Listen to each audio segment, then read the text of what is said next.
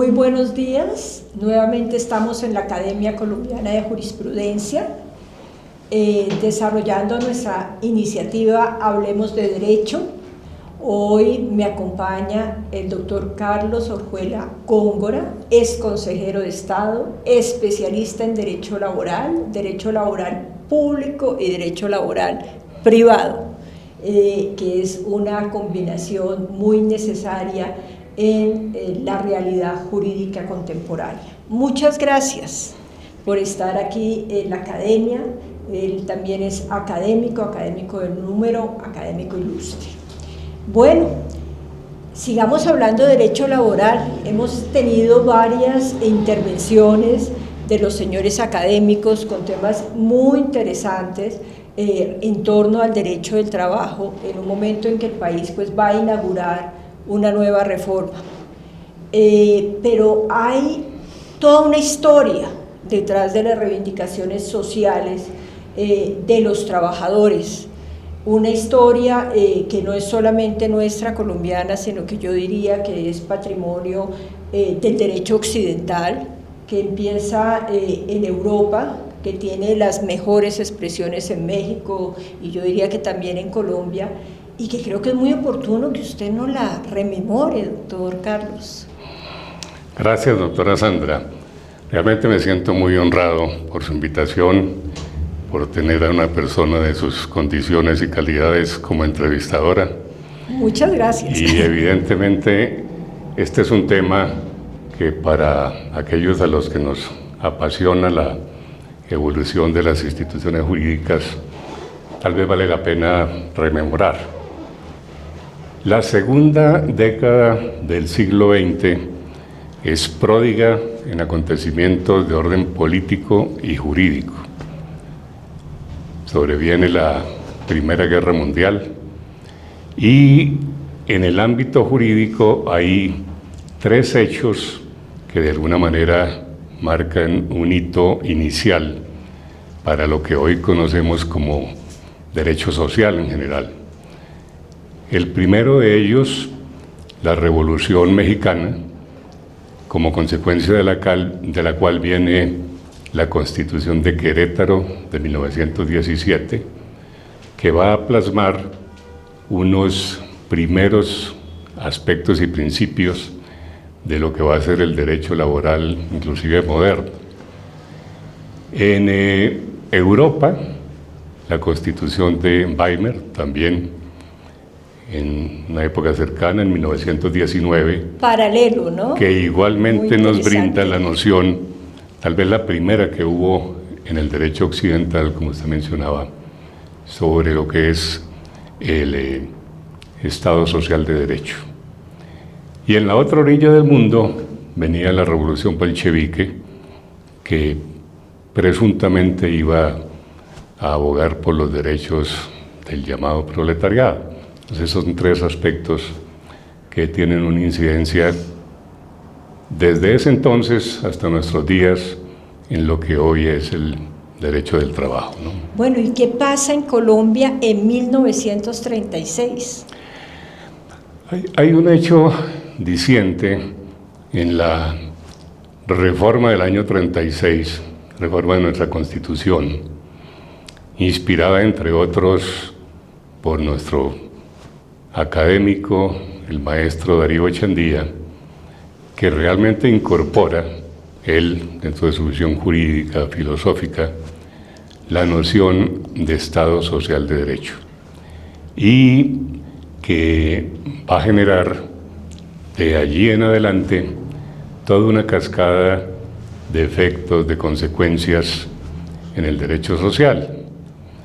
El primero de ellos, quizá, de que en esa etapa, que fue la del primer gobierno del presidente Alfonso López Pumarejo, del 34 al 38, surge la llamada Revolución en Marcha.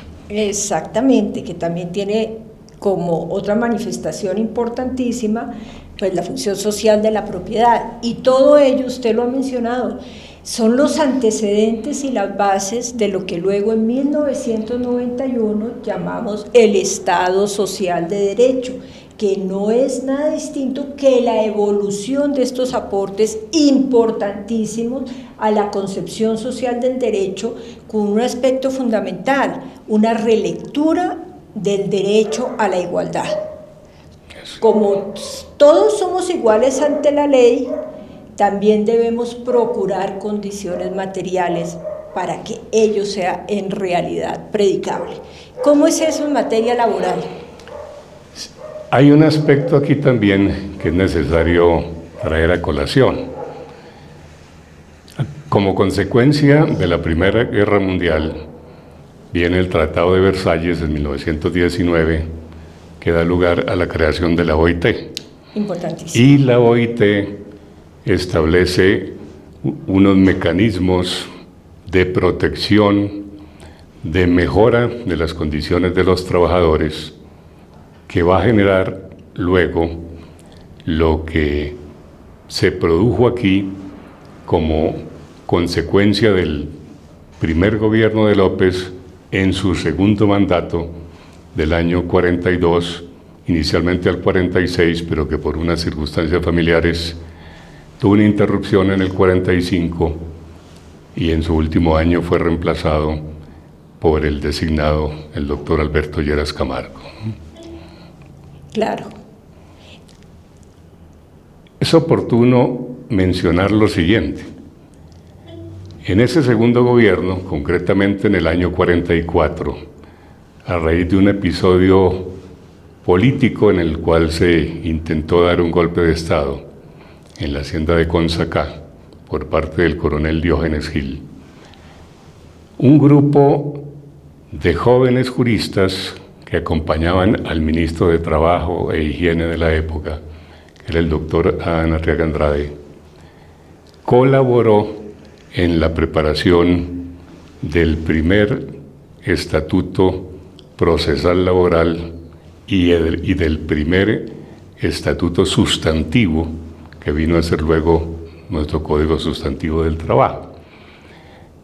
Ellos, dirigidos por el doctor Adán Arriaga Andrade, que todos recordamos era un prominente académico, por los doctores Blas Herrera Anzoátegui, Guillermo González Charri y Carlos Restrepo Piedradita, que curiosamente en sus primeros años ejerció de una manera muy eficiente, digámoslo así, el derecho del trabajo.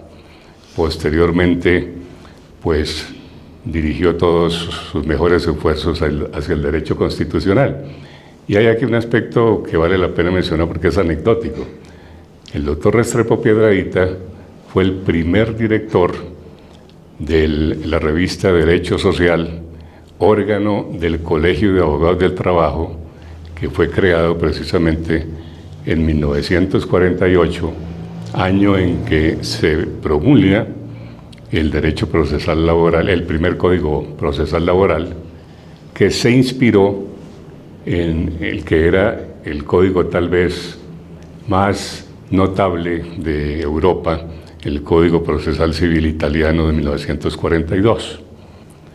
Posteriormente, con los materiales que ellos elaboraron, se expidió el decreto 2350 del 45, que con algunas modificaciones, unos años más tarde, en 1950, va a ser nuestro Código Sustantivo del Trabajo.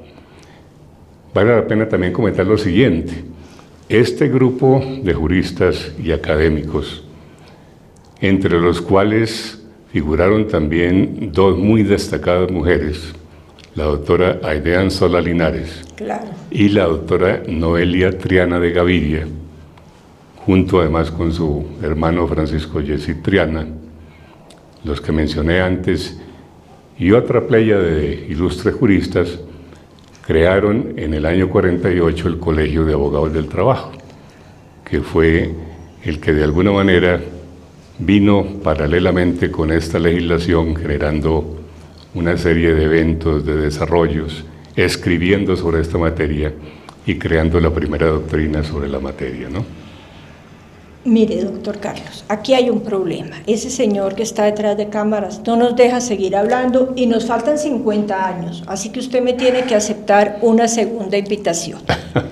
Estoy segura que me va a decir que sí, y en esa segunda invitación usted me va a hablar de la oralidad en el derecho laboral. Es que el derecho laboral ha sido pionero en Colombia, de pilares importantísimos en la construcción del Estado. Así que por ahora nos despedimos y en algunos días nos volvemos a encontrar. Mil gracias, doctora Sandra, muy honrado. De nuevo manifiesto mi agradecimiento con usted, con la academia. Mil gracias.